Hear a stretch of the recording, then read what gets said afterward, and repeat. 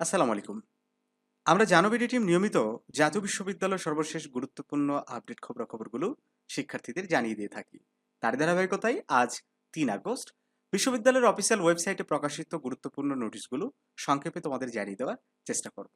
শিক্ষার্থী বন্ধুরা, তোমরা শুরুতেই দেখতে পাচ্ছ ব্যাচেলর অব স্পেশাল এডুকেশন BS-এড পরীক্ষা 2025-এর ফর্ম পূরণের বিজ্ঞপ্তি প্রকাশ হয়েছে।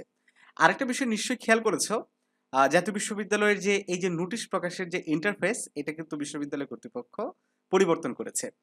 আগের থেকে অনেকটা একটু আকর্ষণীয় আমাদের কাছে মনে হচ্ছে।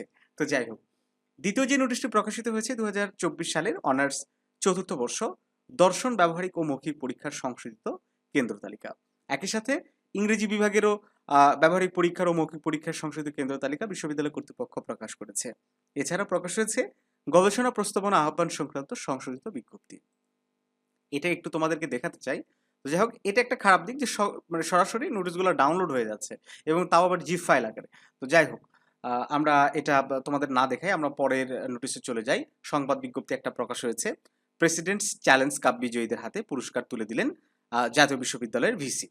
তারপরে faculty of humanities and law এর অ্যারাবি বিষয়ের 2024-25 শিক্ষাবর্ষের এমফিল কোর্সওয়ার্ক পরীক্ষার ফলাফল ও ফলাফল প্রকাশ সংক্রান্ত একটা বিজ্ঞপ্তি প্রকাশ হয়েছে।